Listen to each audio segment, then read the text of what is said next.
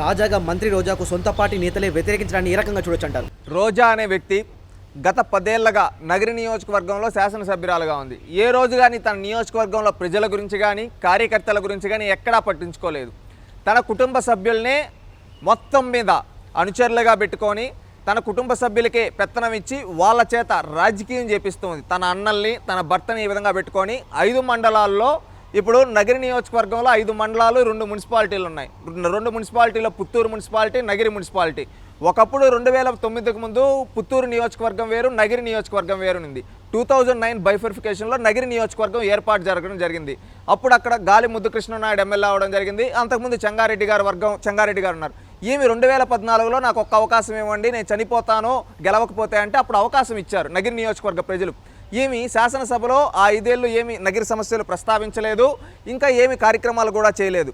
కానీ 2019లో మళ్ళీ రోజాకి ఒకసారే కదా ఇచ్చాము, ఇంకొకసారి కూడా అవకాశం ఇద్దాం, రోజాక కూడా అడుగుతూ ఉంది అని చెప్పి ఆ రోజు కార్యకర్తల కష్టం మీద రోజా గెలిచింది. కానీ ఆమె కొంచెం సెంటిమెంట్ పండించి తప్ప ఇంకేదో చూసి ఇలా రోజాకి అంత చేసిన కార్యకర్తల కష్టార్జితం కష్టపడి ఉంటేనే నువ్వు గెలుచుంటావు. అలాంటి కార్యకర్తలనే గాలి కుదిలేసి వాళ్ళ ఎదుగుదల కోరుకోకుండా నువ్వు వాళ్ళనే నాశనం చేయాలని చూస్తే ఎలా ఒప్పుకుంటారు? రీసెంట్గా పుత్తూరుకు సంబంధించి మున్సిపాలిటీ చైర్మన్ పదవికి ఎన్నో లక్షలు తీసుకునిందని ఒకరు చెప్తూ ఉన్నారు. ఈమెంటంటే వారానికి ఒకసారి తిరుమలకు పోతుంది, ఎందుకు పోతుందో తెలియదు. అక్కడ ఏమంటే దర్శనం టికెట్లు అమ్ముకుంటుందని ఆయన చెప్తూ ఉంటారు. అంటే ఈ విధంగా అమ్ముకుంటూ ఈ విధంగా చేసే రోజా అనే వ్యక్తి అవినీతికి పాల్పడుతూ ఉంది. నియోజకవర్గంలో ప్రజల్ని గాలి కుదిలేసింది. అందుకని ఎవరైనా కానీ వాళ్ళ పార్టీ గెలవాలనే ఉద్దేశం ఉంటుంది. రోజా లాంటికి ఇస్తే రోజాని చిత్తుగా ఓడిస్తారు. ఒక మంత్రి స్థాయిలో ఉండి సొంత నియోజకవర్గానికి అభివృద్ధి లేని దుస్థితిలో ఎందుకుందంటారు రోజా గారు? రోజా గారికి మాటలు ఎక్కువ, పని తక్కువ. ఆమె ఏంటంటే మంచిగా అరుస్తుంది, మంచిగా ఎదుటోళ్ళపైన విమర్శలు చేస్తుంది, కానీ నియోజకవర్గంలో అభివృద్ధి గురించి ఏ రోజు ఫోకస్ చేయలేదు.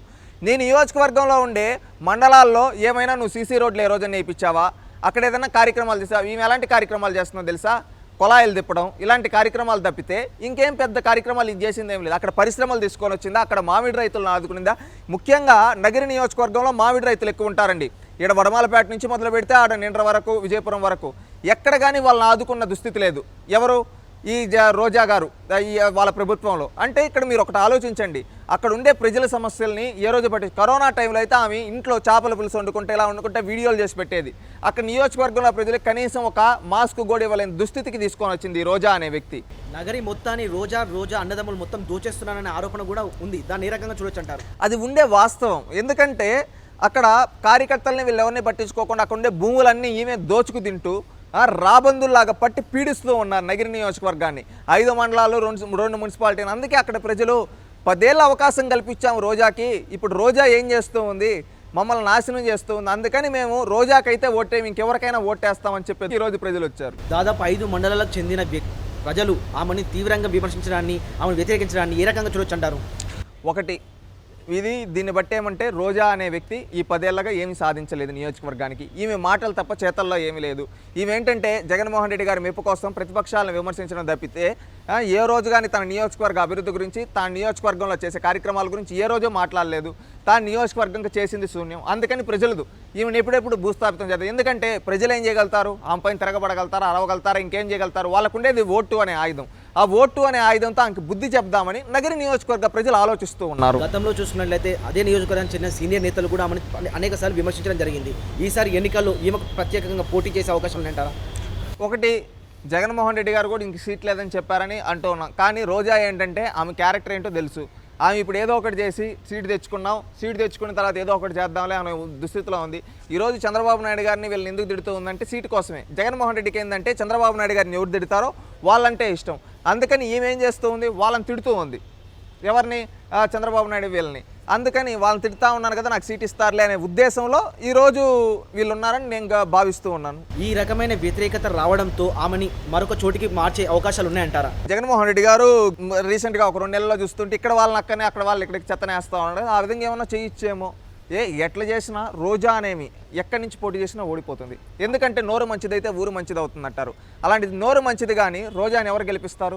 అభ్యర్థుల మార్పిడి వలన ఆ పార్టీకి మేలు జరుగుతుందంటారా, నష్టం జరుగుతుందంటారా? కీడే జరుగుతుంది. ఎందుకంటే ఎవరో నాన్ లోకల్ని తీసుకొని వచ్చి నువ్వు వేస్తావు, ఎలా గెలుస్తారు? అతను ఏమన్నా ముందుగా సేవ చేస్తున్నా, నువ్వు తీసుకొని వచ్చిన అతను కొత్త పర్సనా, కొత్త ఫేసా? ఓకే, కొత్త ఫేసరా, ఆపర్చునిటీ ఇద్దామేమో అని ఆలోచించవచ్చు. ఆ నియోజకవర్గం వాడిని ఈ నియోజకవర్గం, ఈ నియోజకవర్గం వాడిని ఆ నియోజకవర్గం అంటే ఎందుకు ఆలోచిస్తారు ప్రజలు? అక్కడే పోటీ చేయించు కదా, అక్కడి నుంచి ఇక్కడికి తీస్తే వీడు ఇక్కడ ఏం చేస్తాడు, అక్కడ క్యాడర్కి ఇక్కడికి తీసుకొని వస్తాడా? జరిగేది కాదు కదా. తమ ప్రాంతంలో పుట్టి పెరిగిన వ్యక్తి కాకుండా గతంలో చూసుకున్నట్లయితే ఇప్పుడు చూసుకున్నట్లయితే అనిల్ కుమార్ యాదవ్ కావచ్చు, లేకపోతే అమర్నాథ్ కావచ్చు, ఇలా చాలా మందిని మార్పిడి చేయడం వల్ల ఆ ప్రాంత ప్రజలకు ఎంత మేరకు లాభిస్తుందంటారు? ఒకటి, ఆ ప్రాంత ప్రజలకి లేదు. మనం గుర్తించాల్సింది జగన్మోహన్ రెడ్డి గారికి అభ్యర్థులు లేరు కనుక ఆయన మోస్ట్లీ ఎవరినో ఒకరిని అడ్జస్ట్ చేద్దాం, అకామిడేట్ చేద్దాం అనే దుస్థితిలో ఉన్నాడు.